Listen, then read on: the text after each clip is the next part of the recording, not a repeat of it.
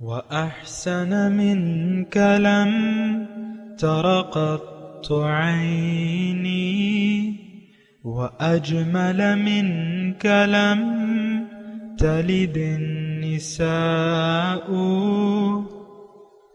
خلقت مبرأ من كل عيب خلقت مبرأ من كل عيب كأنك قد خلقت كما تشاء. كتاب أنزلناه إليك مبارك ليدبروا آياته وليتذكر أولو الألباب.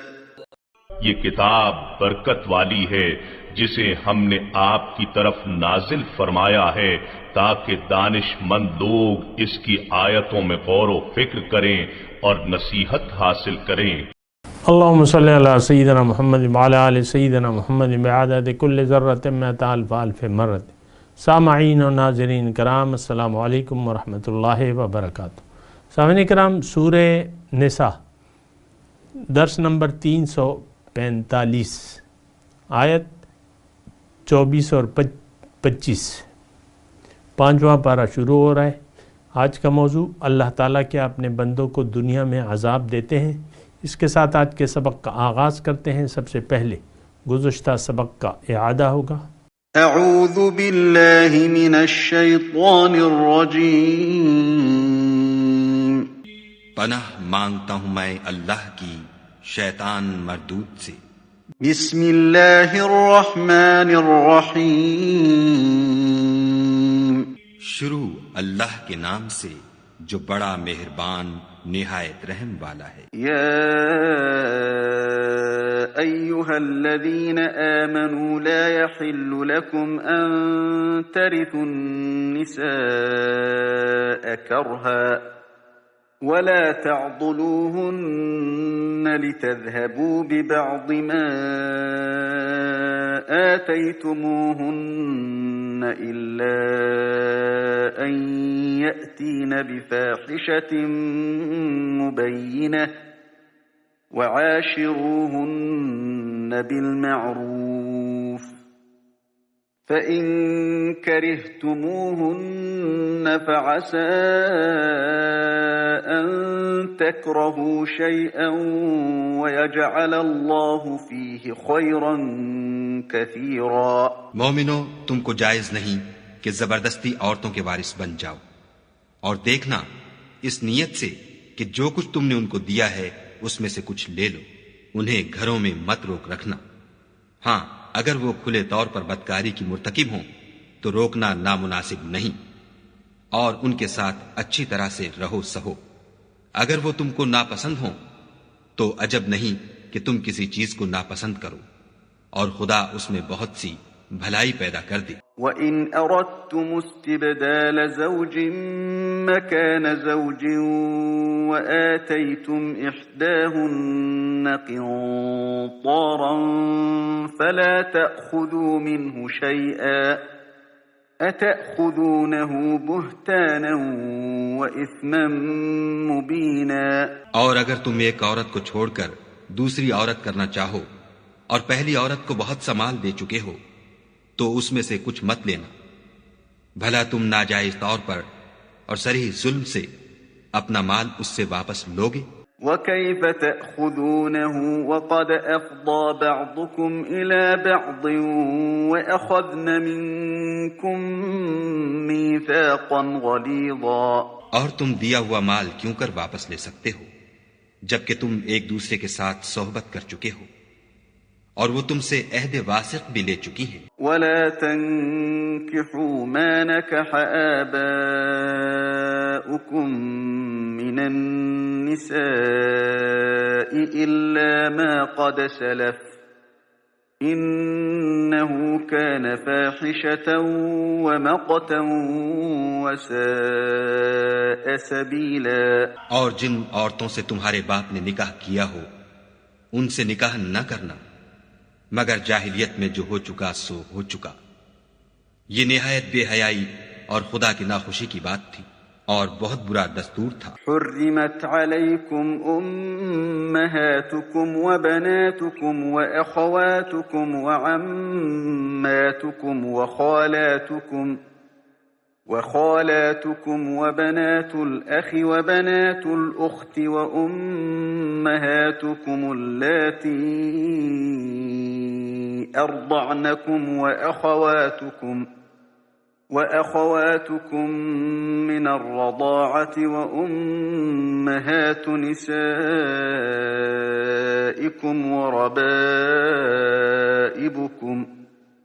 وربائبكم اللاتي في حجوركم من نسائكم اللاتي دخلتم بهن فإن لم تكونوا دخلتم بهن فلا جناح عليكم وحلائل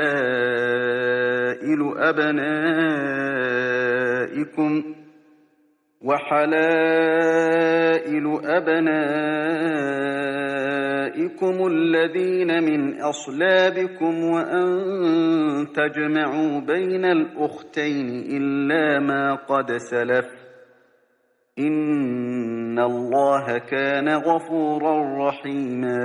تم پر تمہاری مائیں اور بیٹیاں اور بہنیں اور پھوپھیاں اور خالائیں اور بھتیجیاں اور بھانجیاں اور وہ مائیں جنہوں نے تم کو دودھ پلایا ہو اور رضائی بہنیں اور ساسیں حرام کر دی گئی ہیں، اور جن عورتوں سے تم مباشرت کر چکے ہو ان کی لڑکیاں جنہیں تم پرورش کرتے ہو وہ بھی تم پر حرام ہیں۔ ہاں اگر ان کے ساتھ تم نے مباشرت نہ کی ہو تو ان کی لڑکیوں کے ساتھ نکاح کر لینے میں تم پر کچھ گناہ نہیں، اور تمہارے صلبی بیٹوں کی عورتیں بھی اور دو بہنوں کا اکٹھا کرنا بھی حرام ہے، مگر جو ہو چکا سو ہو چکا، بے شک خدا بخشنے والا اور رحم والا ہے۔ صدق اللہ العظیم۔ سامعین کرام، سورہ نساء آیت نمبر 24 محرمات کا تذکرہ ہے کہ کون سی عورتوں سے نکاح نہیں کیا جا سکتا، تو اس میں والمحسنات اور خاوند والی عورتیں، یعنی جو کسی کی قید نکاح میں ہیں وہ عورتیں تم پر حرام ہیں، لیکن الا ما ملکت ایمانکم، لیکن وہ جس کے تم مالک بن جاؤ، یعنی لونڈیاں۔ کتاب اللہ علیکم، یہ اللہ تعالیٰ کا حکم ہے تمہارے لیے، وَأُحِلَّ لَكُمْ مَا وَرَاءَ ذَلِكُمْ، اور ان کے علاوہ تمام عورتیں تمہارے لیے حلال ہیں، ان تبتغوا بِأَمْوَالِكُمْ مُحْسِنِينَ، کہ تم نکاح کرو اپنے مال کے ساتھ، یعنی مہر کے ساتھ، محسنینہ قید نکاح میں لانے کے لیے، اور غیر مصافحین، نہ صرف شہوت رانی کے لیے۔ فَمَسْتَمْتَعْتُمْ بِهِ، پس جو تم میں سے جو ان سے نفع حاصل کرے، منہن، ان سے، فَآتُوهُنَّ أُجُورَهُنَّ، تو ان کو ان کے مہر ادا کرو، فریضہ، یہ مقرر جو فریضہ ہے یعنی جو مقرر کیے ہوئے وہ ان کے مہر ادا کرو۔ ولا جناح علیکم، اور تم پر گناہ نہیں ہے، فیما ترادیتم بھی، کہ تم جو باہم رضامند ہو جاؤ، من بعد الفریضہ، مقرر کرنے کے بعد، یعنی بیوی شوہر سے کہے کہ تم آدھا دے دو، آدھا میں بخشتی ہوں، یا کچھ بھی نہ دو، تو یہ آپس کی رضامندی سے ایسا ہو سکتا ہے۔ ان اللہ کان علیما حکیما، بے شک اللہ تعالیٰ جانتا ہے، جاننے والا ہے اور حکیم ہے۔ وَمَن لَمْ يَسْتَطِعْ، اور جو تم میں سے طاقت نہ رکھے، وَمَن لَمْ يَسْتَطِعْ مِنْكُمْ طَوْلًا، جو طاقت نہ رکھے تم میں سے مقدور، ان ينكح المحسنات، کہ وہ نکاح کرے محسنات بیویوں سے، مسلمان یعنی آزاد بیویوں سے، وہاں محسنات کا مطلب الگ تھا، یہاں محسنات کا مطلب پاک دامن بیویاں، آزاد مسلمان بیویاں. فَمِمَّن مَا مَلَكَتْ أَيْمَانُكُمْ، تو پھر کنیزیں یعنی جو تمہارے ہاتھ کی ملک ہوں، یعنی جو تمہاری من فتیاتکم جو تمہارے قبضے میں ہوں کنیزیں، مومن البتہ مومن، ان سے تم نکاح کر لو. واللہ اعلم بایمانکم، اور اللہ تعالیٰ خوب جانتا ہے تمہارے ایمان کو. بعدکم من بعد، تم میں سے بعد ایک دوسرے کے باہم جنس میں سے ہو. فَانْكِحُوهُنَّ، پس تم ان سے نکاح کرو. بِإِذْنِ أَهْلِهِنَّ، ان کے مالکوں کی اجازت سے. وَآتُوهُنَّ أُجُورَهُنَّ، اور ان کو ان کے مہر دستور کے مطابق، بالمعروف دستور کے مطابق دو. محسنات، ان سے بھی جب تم نکاح کرو تو قید نکاح میں لے آؤ انہیں. غیر مصافحاتن، نہ صرف یہ کہ شہوت رانی کے لیے. ولا متخذات اخدان، اور نہ یعنی چوری چھپے آشنائی مت کرو. فَإِذَا أُحْسِنَّ، جب وہ قید نکاح میں آ جائیں. فَإِنْ أَتَيْنَا بِفَاحِشَةٍ، پس اگر وہ پھر کوئی بے حیائی کا کام کریں. فَعَلَيْهِنَّ نِصْفُ مَا عَلَى الْمُحْسِنَاتِ، تو ان کے لیے پھر سزا جو ہے وہ اس سزا کی آدھا ہوگا جو آزاد عورتوں کے لیے ہے. ذَلِكَ لِمَنْ خَشِيَ الْعَنَتَ مِنْكُمْ، یہ اللہ تعالیٰ نے فرمایا کہ باندی سے نکاح جو ہے اس کی اجازت میں اس لیے دے رہا ہوں کہ تم میں سے جو ڈرتا ہے کہ گناہ میں پڑ جائے گا. عنت کہتے ہیں تکلیف یا زنا میں پڑ جائے گا. وَأَن تَصْبِرُوا، اور اگر تم صبر کرو تو بہتر ہے تمہارے لیے. خیر لکم واللہ غفور الرحیم، اور اللہ تعالیٰ بخشنے والا مہربان ہے. اب سامعین اکرام، اس میں بس آج کل تو خیر میں آپ کو یہ عرض کر دوں کہ لونڈیوں کا جو سسٹم ہے وہ آج نہیں ہے. اس وقت تھا تو وہ تذکرہ ہے. اگر دوبارہ ایسے حالات آ جائیں تو اس وقت بھی پھر جائز ہوگا. دیکھیں لونڈی کا جو تصور ہے تھوڑا سا اس کو ذرا آپ ذہن میں رکھیں. لونڈی کون ہے؟ آپ کی نوکرانیاں آج جو ہیں وہ آپ کی لونڈیاں نہیں. ایک بات تو یہ ہے. تھوڑا سا میں یہ لونڈی یعنی جو کنیز ہے، لونڈی ہے، اس پہ میں بات کروں. اس زمانے میں غلامی کا رواج تھا، یعنی انسان خریدے جاتے تھے اور وغیرہ وغیرہ. تو ایک تو وہ تھی، اور دوسری جنگ میں جو عورتیں آتی تھیں، مرد آتے تھے یا جنگی قیدی جو آتے تھے، ان کو پھر غلام بنا لیا جاتا تھا یا لونڈی، کیونکہ ان کو رکھنے کا مسئلہ ہوتا تھا نا، جیلیں نہیں تھی، اور پھر عورتوں کو ایسے رکھنے سے مسائل کھڑے ہو سکتے تھے.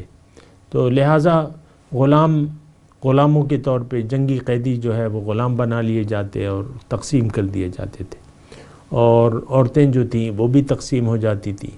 تو اس میں ایک تو ان کی حفاظت کے لیے ایک شخص ہو جاتا تھا، یعنی ایک عورت آئی وہ کسی کے حوالے کر دی گئی. اب وہاں اس وقت کا قانون یہ تھا کہ لونڈی جب آپ کی ملک میں آ جائے، ملکت ایمانکم کا الفاظ ہے نا، کہ جن کے تم مالک ہو، تو وہ آپ کی چیز ہو گئی. یعنی آپ کے نکاح میں بھی ایک قسم کی آ جاتی تھی، وہ آپ کی ملک ہو گئے. تو وہ بس آپ ان کو یعنی بیوی کے طور بھی رکھ سکتے تھے.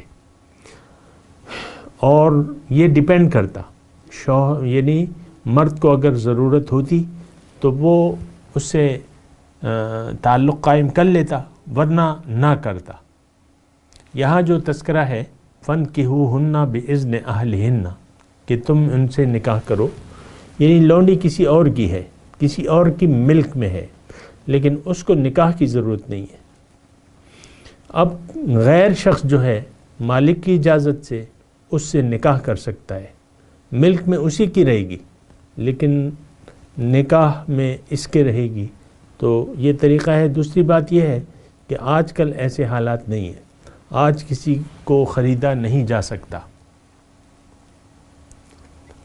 کسی کو غلامی کا رواج جو ہے اللہ تعالیٰ نے یعنی اس کی حوصلہ شکنی کی ہے۔ یہ ایک الگ تفصیل ہے، لیکن میں مختصر طور پہ کہہ رہا ہوں کہ آج آپ کسی کو خرید نہیں سکتے، انسان کو، اور اس کو لونڈی نہیں بنا سکتے، اور نہ مرد کو نہ عورت کو۔ آج وہ تصور ختم ہے کہ آپ کسی کو خرید کے اپنا غلام بنا لیں، نہیں، اسلام نے اس کی حوصلہ شکنی کی ہے، وہ ایک الگ تفصیل ہے۔ آج کل جو نوکرانیاں ہیں یہ لونڈی کے قائم مقام نہیں ہیں، یہ تو آپ ان سے اجرت پہ کچھ طے کر لیتے ہیں کہ بھئی اتنی تنخواہ لوگے اور ہم تمہیں کام دے دیں گے، گھر کا کام کرو یا جو بھی ہے۔ تو یہ آج کل کی جو ہے نا یہ لونڈیوں میں شامل نہیں ہے، یہ بات نوٹ کر لیں۔ یہ وضاحت اس لیے بھی ضروری ہے کہ بعض ذہنوں میں ایسا اشتباہ ہوتا ہے۔ تو بہرحال اس میں جو احکامات ہیں وہ تو بالکل واضح ہیں کہ جو کسی کے قید نکاح میں ہے ان سے معاملہ جو ہے حرام ہے نکاح۔ اور دوسری بات یہ ہے کہ آپ جس سے بھی تعلق رکھیں تو چھپی یارانے دوستانے آج کل جو بنا لیے جاتے ہیں نا، یعنی یہ اللہ تعالیٰ نے سختی سے منع کیا ہے کہ آپ کی کوئی ایسی تعلق کسی عورت کے ساتھ ایسا تعلق نہیں ہونا چاہیے کہ آپ محض شہوت رانی کے لیے اس سے ایک تعلق قائم کریں، جیسا کہ آج کل رواج ہے گرل فرینڈ یعنی بوائے فرینڈ اور گرل فرینڈ کا بغیر نکاح کے۔ یورپ میں تو یہ عام ہے چیز، اس میں کوئی قباحت نہیں محسوس کرتے، اور ہو سکتا ہے مطلب ہو، لیکن میں اس کی یہ تو ایک گندگی ہے تو اس میں میں تفصیل میں نہیں جاتا، لیکن یہ آپ کو معلوم ہونا چاہیے کہ مرد اور عورت آپس میں، یعنی یورپ میں قانون یہ ہے کہ زنا آپس میں مرد اور عورت راضی ہوں تو وہ جائز ہوتا ہے، لیکن وہ تو یعنی اللہ کے قانون سے تو آزاد ہیں، نہ ان کو کوئی پرواہ ہے۔ اسلام میں کوئی ایسا تصور نہیں ہے۔ مرد اور عورت کا آپس میں غیر بات کرنا بھی حرام ہے، بات بھی نہیں کر سکتے، دیکھنا بھی حرام ہے۔ ایک نگاہ پڑ جائے تو کوئی بات نہیں، لیکن واپس قصداً اس کو دیکھنا اور نگاہ شہوت سے دیکھنا یہ بھی حرام ہے۔ حضور نے فرمایا کہ نگاہیں زنا کرتی ہیں اور شرمگاہ اس کی تصدیق کرتی ہے۔ تو بہرحال آج کل تو معاملہ جو ہے وہ بہت زیادہ بگڑا ہوا ہے، پہلے بھی بگڑا ہوا تھا، اس میں کوئی ایسی بات نہیں ہے، لیکن آج بھی بگڑا ہوا ہے، اور ایک مادر پدر آزاد معاشرہ ہے جو کہ نہیں ہونا چاہیے، اور اس کے عذاب کا سامنا ان لوگوں کو کرنا پڑے گا۔ ولا متخذی اخدان پہ میں بات کر رہا ہوں، اور اس میں مطلب مزید بھی یعنی زنا حرام ہے، اور اللہ تعالیٰ نے اس کی لا تقربوا الزنا انہ کان فاحشۃ ومقتا وساء سبیلا۔ تو بہرحال یہ احکامات یہاں تک آ گئے، اور اس کے بعد اللہ تعالیٰ جو ہے وہ اس میں ایک اور بات ہے کہ یعنی نکاح جو ہے وہ جتنی جلد ممکن ہو مرد اور عورت کو کر لینا چاہیے، اگر یعنی حالات ٹھیک ہوں۔ حالات کا مطلب کیا ہے؟ عورت بالغ ہو، لڑکا بالغ ہو، اور وہ عورت کو مہر دے سکتا ہو، خرچے اس کے رکھ سکتا ہو بیوی کو، تو ان دونوں کو نکاح کر لینا چاہیے۔ ہمارے معاشرے میں تو ایسا نہیں ہے۔ حضور صلی اللہ علیہ وسلم نے خود نکاح کیا تھا 25 سال کی عمر میں، اور آپ کو معلوم ہے کہ یعنی بالغ ہونے کے بعد نکاح کی سوچنی چاہیے. تعلیم ساتھ ہوتی رہتی ہے، اس کا تو میں مخالف نہیں ہوں، لیکن نکاح جو ہے وہ ضروری ہے. بہرحال یہ تو اسلامی معاشرے کے احکامات ہیں اور ہمارا تو ایسا خیال نہیں ہے. ہماری تو اپنی مرضی کا وہ حساب کتاب ہے نا، وہ ایک الگ بات ہے. اب جو دوسری آیت ہے اس کا ترجمہ سنیں، اور وہ بھی بہت اہم ہے، اور وہ اسلام کی بنیادی جو پالیسیز ہیں اس کی وضاحت کرتی ہے.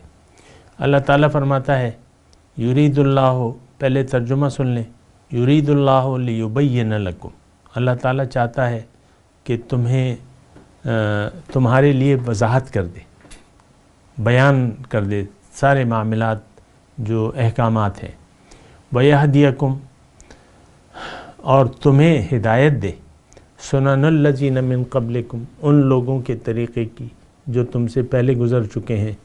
وَيَتُوبَ عَلَيْكُمْ، اور اپنی رحمت سے تمہاری طرف متوجہ ہو. وَاللَّهُ عَلِيمٌ حکیم، اور اللہ تعالیٰ جاننے والا ہے، حکیم ہے.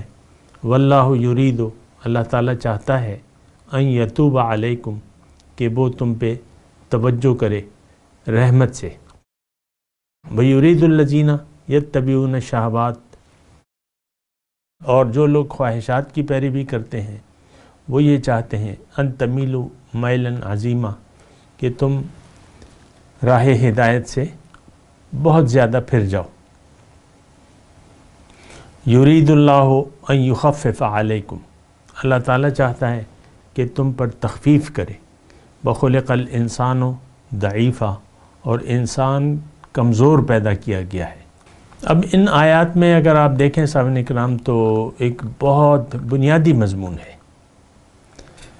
ایک تو اسلام دین یعنی مکمل ہدایت ہے. ایک بات یہ، ہم نے تو دین کو محدود کر لیا ہے، کلمہ، نماز، روزہ، زکوٰۃ، حج، اسی کو ہم دین سمجھتے ہیں. ایسی بات نہیں ہے، اس کی میں وضاحت کرتا رہتا ہوں. اسلام دراصل کیا ہے کہ آپ اپنی مرضی کو اللہ کے حوالے کر دیں، اپنے آپ کو اللہ کے حوالے کر دیں. خود سپردن فارسی کا لفظ ہے، بڑا اچھا ہے کہ آپ اپنے اللہ کو حوالے کر دیں. قرآن میں اگر یہی بات ہم ڈھونڈیں اسلام کی تو وہ اس طرح ہے کہ بلا من اسلم وجہہ للہ وہو محسن فلہ اجرہ عند ربہ ولا خوف علیہم ولا ہم یحزنون، جس نے بھی اپنے آپ کو اللہ کے سپرد کر دیا. لفظی ترجمہ کیا ہے کہ جس نے اپنا سر جھکا دیا اللہ کے سامنے. بات تو ایک ہی ہے، الفاظ کا تھوڑا سا فرق ہے نا. دیکھیں بنیادی طور پہ یہ میں بات یعنی قرآن میں بھی آتی رہتی ہے، میں بھی آپ کو دہراتا رہتا ہوں. اصل عبادت اور بندگی ہے کیا؟ توحید کس چیز کا نام ہے کہ آپ زندگی اپنی مرضی سے نہ گزاریں بلکہ اللہ کی مرضی سے گزاریں. یہ توحید ہے سامعین اکرام.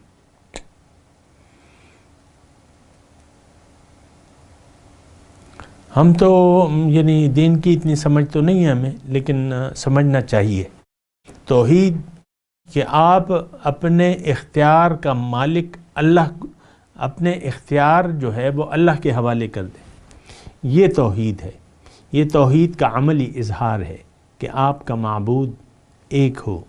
آپ جس ہستی اللہ کی مرضی سے زندگی گزاریں، یہ عین توحید ہے. ہم نے تو بڑی کتابیں دیکھیں تو مطلب یہ ہے کہ یا تشریحات سنیں تو توحید یعنی گنجلک کر دیا گیا ہے، اس کو الجھا دیا گیا ہے. توحید سادی چیز ہے. ان الحکم الا للہ، حکم اللہ کا ہے بس، یہ توحید ہے، یہ اصل توحید ہے. اور یہ ہی توحید تھی. وہ بعض لوگ کہتے ہیں نا، بعض لوگوں کو چھوڑیں، لیکن شیطان نے کیا کیا تھا؟ اس نے اللہ کے ایک حکم سے انکار کر دیا تھا. توحید تو یہ تھی کہ اللہ کے حکم کے سامنے سر جھکا دے، لیکن اس نے اللہ کے حکم سے انکار کر دیا تو وہ راندہ درگاہ ہو گیا، وہ لعنتی ہو گیا، وہ مردود ہو گیا۔ فَإِنَّكَ رَجِيمٌ، نکال دیا گیا دربار الہی سے۔ ہمارا تو یعنی ایسا خیال نہیں ہے، ہمارا جو ہے وہ یعنی اب کہنا پڑتا ہے اور کہوں گا میں انشاءاللہ۔ دیکھیں اصل معاملہ جو ہے توحید کا ہے۔ انسان اپنی معراج تک پہنچ نہیں سکتا جب تک وہ اللہ کی توحید کا عملی طور پہ قائل نہ ہو۔ ہم توحید کے خلاف ہیں، ہمارا توحید پر ایمان نہیں ہے، توحید کے ہم قائل نہیں ہیں۔ ہمارے تو بہت سے معبود ہیں، اور بڑا معبود ہمارے معبودوں میں وہ ہمارا نفس ہے، اپنی مانتے ہیں، اللہ کی نہیں مانتے۔ آپ دیکھیں ہر شخص جو ہے وہ فرعون وقت بنایا ہوا ہے، وہ خاتون ہے یا مرد ہے، یعنی جو بھی ہے، اس میں مرد و خواتین کی کوئی نہیں ہے۔ بس انسان یہ سمجھتا ہے کہ میں جو سوچ رہا ہوں یا سوچ رہی ہوں بس وہی ہے دین، اور یہ بڑی خطرناک بات ہے، ایسا نہیں ہے۔ ایک حکم ہے جس کی بات ایک ہستی ہے جس کی حکم کے سامنے سر جھکانا پڑے گا آپ کو، اسی میں آپ کی معراج بھی ہے، کامیابی بھی ہے، نجات بھی ہے۔ لیکن اگر آپ ایسا نہیں کریں گے تو پھر آپ اپنی خواہشات پر چلیں گے۔ یہاں یعنی مجھ سے وہ نقطہ رہ گیا، واللہ یرید، نہیں رہا نہیں ہے، میں اسی پہ بات کر رہا ہوں۔ واللہ یرید ان یتوب علیکم، اللہ تعالیٰ چاہتا ہے کہ ہم پر نظر رحمت کرے۔ دیکھیں اللہ تعالیٰ نے انسان کو پیدا کیا ہے رحمت کے لیے، غضب کے لیے نہیں پیدا کیا۔ اللہ تعالیٰ نے اسے ثواب کے لیے پیدا کیا ہے، اجر دینے کے لیے، عذاب کے لیے نہیں پیدا کیا۔ یہ ایک بات نوٹ کر لیں بنیادی طور پہ۔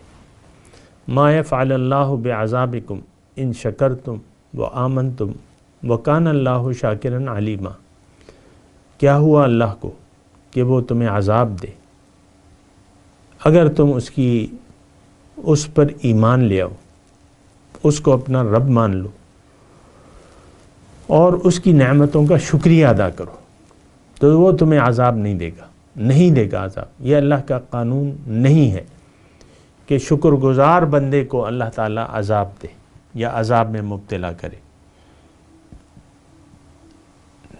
یہ ایک بنیادی بات جو ہے وہ نوٹ کر لے، عذاب اللہ تعالیٰ اپنے بندوں پر نہیں لاتا، ہاں جو اس کے بندے نہیں ہیں ان پہ عذاب جو ہے وہ بالکل آتا ہے۔ دوسری جگہ ہے لئن شکرتم لازیدنکم، اگر تم میری نعمتوں کا شکریہ ادا کرو گے تو میں اور بھی تمہیں دوں گا۔ ولئن کفرتم ان عذابی لشدید، اور اگر تم ناشکری میں مشغول ہو جاؤ گے تو میرا عذاب بڑا سخت ہے۔ قرآن کی آیت ہے۔ تو آج جو ہے ہم اللہ کے عذاب میں مبتلا ہیں، اس کی وجہ کیا ہے کہ ہم لوگ ناشکرے ہیں۔ میں مسلمانوں کی بات کر رہا ہوں، میں اس ہجوم کی بات کر رہا ہوں جس میں میں اور آپ رہ رہے ہیں۔ یہ ہجوم جو ہے یہ زبان سے تو لا الہ کہتا ہے، حقیقت میں یہ لا الہ کا قائل نہیں ہے، اس کا ایمان باللہ نہیں ہے، تو یہ اللہ کے عذاب میں مبتلا ہے، اور غیر مسلموں کے ہاتھ میں اللہ نے کوڑا دے کر اس کو پٹوا رہا ہے۔ اتنی ناراضگی ہے، جو مغضوب علیہ قوم ہے اس کو اللہ تعالیٰ نے غالب کیا ہوا ہے، جو ضالین قوم ہے اس کو اللہ تعالیٰ نے تھانے دار بنایا ہوا ہے یہ برائے نام مسلمانوں پہ۔ یہ تو ہو نہیں سکتا کہ جو مومن ہو اس پر کوئی غالب آ جائے، ہو نہیں سکتا، ناٹ پاسبل۔ لیکن آج یہ ممکن ہے، ممکن ہو گیا ہے، کیونکہ زبانی دعویٰ کرنے والا عملی طور پہ صاحب ایمان نہیں ہے۔ تو بہرحال یہ جو دیکھیں آیت نمبر 27 میں کافی مضمون ہے، اگر آپ اس کو دیکھیں۔ کہ اللہ کیا چاہتا ہے، اور اللہ تو رحمت سے نوازنا چاہتا ہے انسان کو.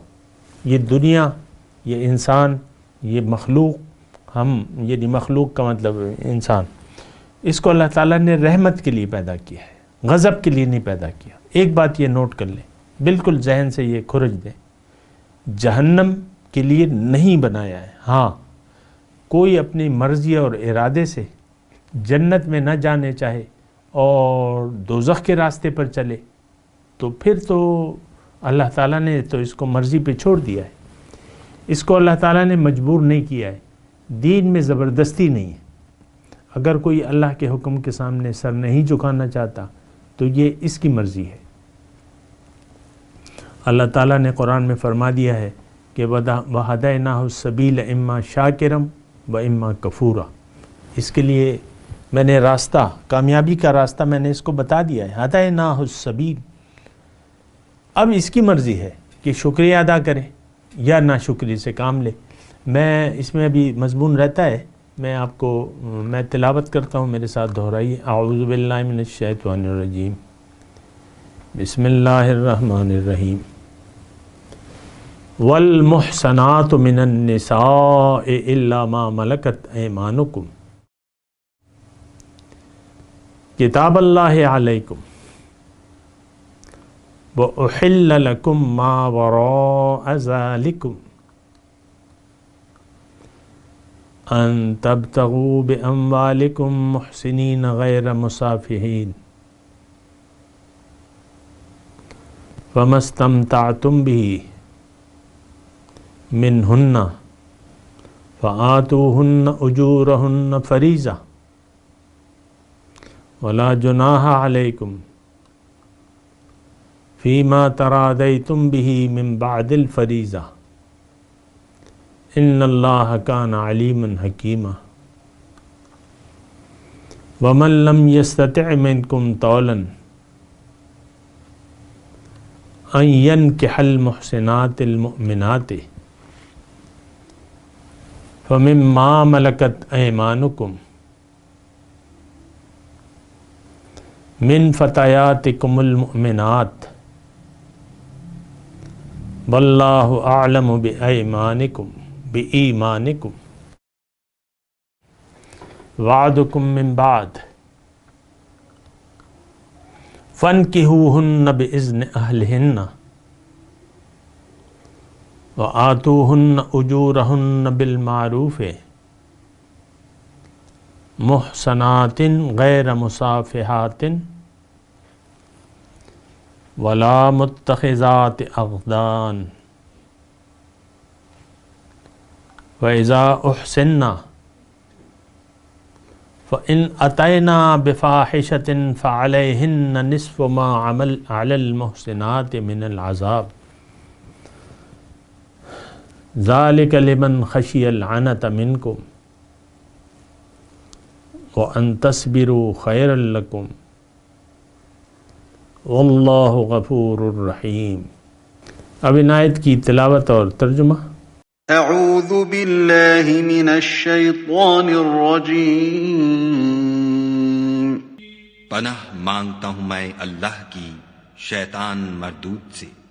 بسم اللہ الرحمن الرحیم. شروع اللہ کے نام سے جو بڑا مہربان نہایت رحم والا ہے. والمحصنات من النساء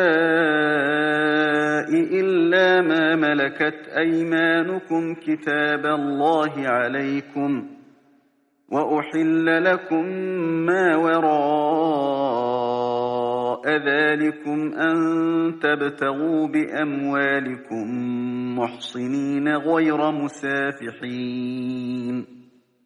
فما استمتعتم به منهن فآتوهن أجورهن فريضة ولا جناح عليكم فيما تراضيتم به من بعد الفريضة إن الله كان عليما حكيما.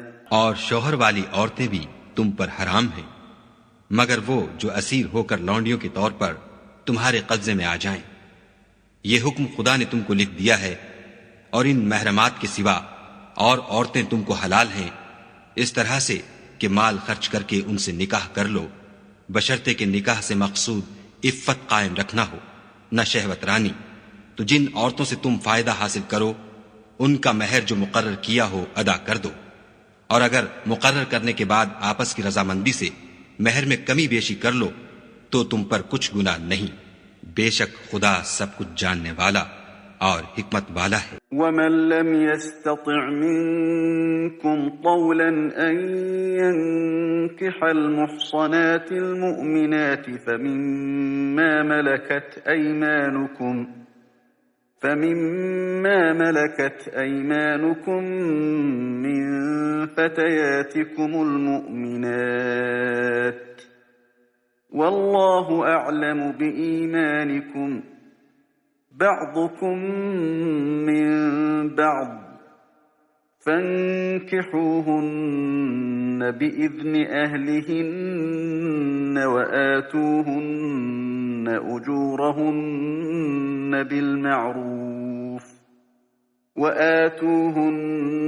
أجورهن بالمعروف محصنات غير مسافحات ولا متخذات أخدان فإذا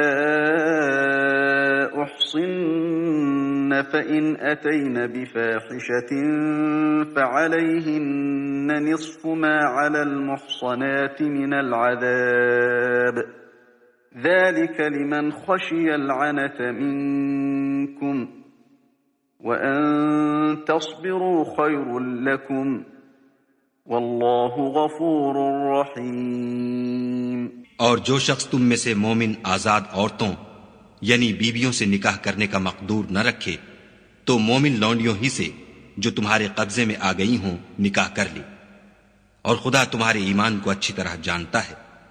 تم آپس میں ایک دوسرے کے ہم جنس ہو تو ان لونڈیوں کے ساتھ ان کے مالکوں سے اجازت حاصل کر کے نکاح کر لو، اور دستور کے مطابق ان کا مہر بھی ادا کر دو، بشرطے کہ عفیفہ ہوں، نہ ایسی کہ کھلم کھلا بدکاری کریں اور نہ در پردہ دوستی کرنا چاہیں۔ پھر اگر نکاح میں آ کر بدکاری کا ارتکاب کر بیٹھیں تو جو سزا آزاد عورتوں یعنی بیویوں کے لیے ہے اس کی آدھی ان کو دی جائے۔ یہ لونڈی کے ساتھ نکاح کرنے کی اجازت اس شخص کو ہے جسے گناہ کر بیٹھنے کا اندیشہ ہو، اور اگر صبر کرو تو یہ تمہارے لیے بہت اچھا ہے، اور خدا بخشنے والا مہربان ہے۔ سامعین کرام، اس کے ساتھ آج کے درس کا وقت اختتام کو پہنچا۔ اگلے درس میں انشاءاللہ ملاقات ہوگی۔ وآخر دعوانا ان الحمدللہ رب العالمین۔